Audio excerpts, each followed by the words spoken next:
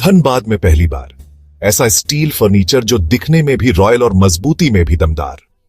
Location Nilanchal colony, Saraidhela. यहां मिलता है 18 गेज का 304 ग्रेड स्टील। सिर्फ नाम का नहीं, असली क्वालिटी का दम। और सबसे बड़ी बात, पीवीडी कोटिंग के साथ 50 साल की गारंटी। मतलब न कलर उड़ेगा, न फर्नीचर पुराना लगेगा। हर प्रोडक्ट कस्टमाइजेबल है। आपका डिजाइन, हमारी मेहनत, सर्विस चार्ज बिल्कुल फ्री। और दाम मार्केट से सस्ता। अलमारी, टेबल, किचन रैक, जो चाहे वो बनेगा आपके स्टाइल में। अभी कॉल करें 8789815488 या 9608676782। Chanchala steel furniture, Nilanchal colony, Saraidhela. एक बार आइए, देखिए, फिर कहीं और जाने का मन नहीं करेगा। शराब की दुकानों की बकाया राशि और ब्लैक लिस्टिंग को लेकर बोकारो में शनिवार को उत्पाद विभाग कार्यालय के बाहर भारी हंगामा हुआ। दर्जनों दुकान कर्मी अचानक कार्यालय पहुंचकर विरोध प्रदर्शन करने लगे। उनका आरोप था कि बिना किसी पूर्व सूचना या नोटिस के उन्हें निकासित कर दिया गया है और ब्लैक लिस्टेड कर दिया गया है। सहायक आयुक्त उत्पाद उमा शंकर सिंह ने मीडिया को बताया कि जिले के कई शराब दुकानों की सरकारी राजस्व राशि जमा नहीं की गई थी।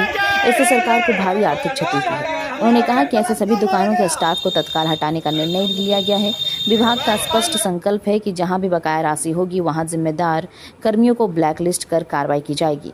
उन्होंने बताया कि कई दुकानों पर एफआईआर दर्ज है और पेनल्टी भी लंबित है, इसलिए अब शासन स्तर पर यह सख्त निर्णय लिया गया है। उन्होंने यह भी आश्वासन दिया है कि प्रदर्शनकारियों की मांगों को बोकारो डीसी के समक्ष रखा जाएगा और आगे का निर्णय वहीं से होगा।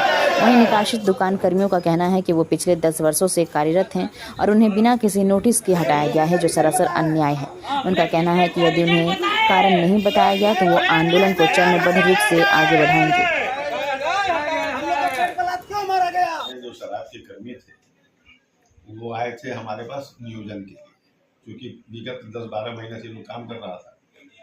समस्या ये है कि विभाग का एक संकल्प है कि जिस दुकान में बकाया राशि है सरकार, उसके कर्मी को नहीं रखा जाएगा।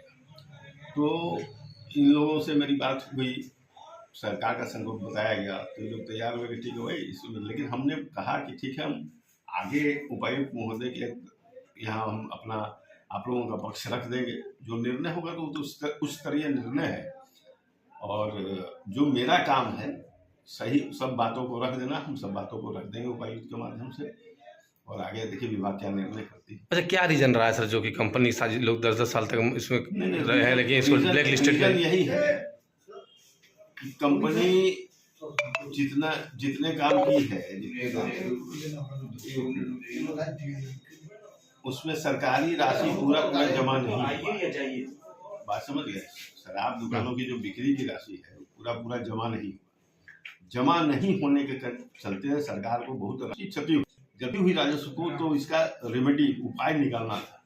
तो भाई जो कर्मी जिस पर एफआईआर है, जिस पर पेनाल्टी है, बहुत सारे कर एफआईआर है, बहुत सारे पर, अब उन लोग फिर से करना ये संभव नहीं था। इसलिए सरकार की तरफ से निर्णय लिया गया है। आगे हम लोग देखेंगे जिसमें वो पक्ष रख अवगत कराएंगे, उपायुक्त के माध्यम से आयुक्त उत्पाद को भी अवगत कराएंगे। ठीक।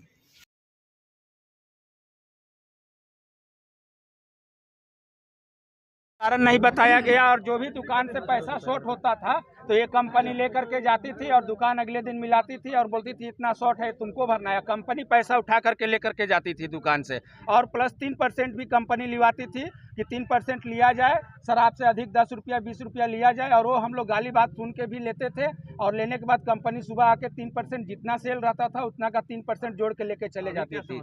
अभी समस्या है कि हम लोग को सर दुकान से निकाल दिया गया, ब्लैक लिस्ट कर दिया गया। इसका कारण हम लोग को पता नहीं चला कि हम लोग को ब्लैक लिस्ट क्यों है। एकाएक हम लोग को ब्लैक लिस्ट किया गया, इसका हम लोग को कोई जानकारी भी नहीं था। हम लोग चाहते हैं हमारा नाम ब्लैक लिस्ट से हटाया जाए और हम लोग को रोजगार दिया जाए। हम लोग आज 10 साल से शराब के दुकान में काम कर रहे हैं, अब हम लोग कहाँ जाएंगे? अगर आपकी बातें नहीं मानेंगे, अब हमारी बातें नहीं मानी गई तो हम लोग रोड पे आंदोलन करेंगे। आंदोलन होगा। मेरा नाम दीपक कुमार मिश्रा हुआ। कमिश्नर से मिले थे आप लोग को? कमिश्नर साहब से मिले तो हम लोग को ये आश्वासन दिया गया कि आप जो है ये पहले आवेदन को चेंज करिए और प्रत्येक दुकानदार, जो दुकानदार जहाँ था उस हिसाब से अपना दुकान का नाम और अपना आधार कार्ड, अपना मोबाइल नंबर और कितने दिनों से काम कर रहा है और कितने दिन का पैसा नहीं मिला है ये लिखित करके हमको बुधवार को दिया जाए। उसके बाद वो अपने हिसाब से अपना जो सरकार उपायुक्त महोदय को देंगे और उपायुक्त महोदय इसके ऊपर कार्रवाई करेंगे। हम लोग भी जो मजदूर हैं, हम लोग अभी इनके आश्वासन पे इतना सुन के बुधवार का इंतजार करेंगे और इस बीच में जो भी हम लोग से बंद पकेगा हम लोग अपने विचार को करेंगे और आगे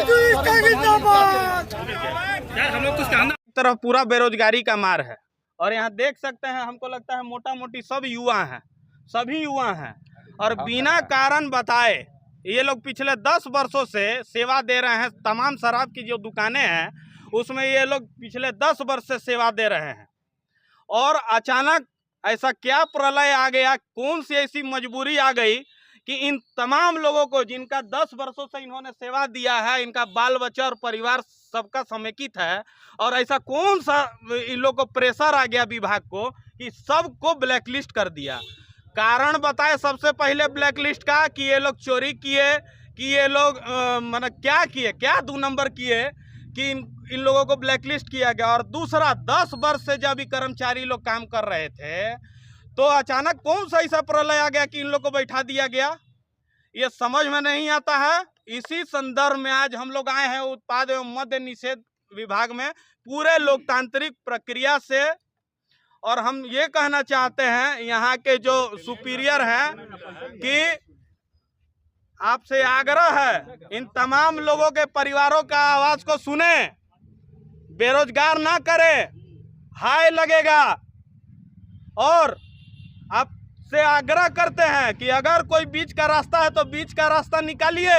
ये कमाने खाने वाले लोग हैं, इन लोग को ब्लैकलिस्ट कर दिए। अभी कोनो क्रिमिनल है जी ये लोग, हम लोग रोड पे आएंगे और अगर ये लोग रोड पे आएगा और अगर ये लोग को तुरंत नियोजित नहीं किया जाता है तो चरणबद्ध आंदोलन करने के लिए हम लोग तैयार रहेंगे।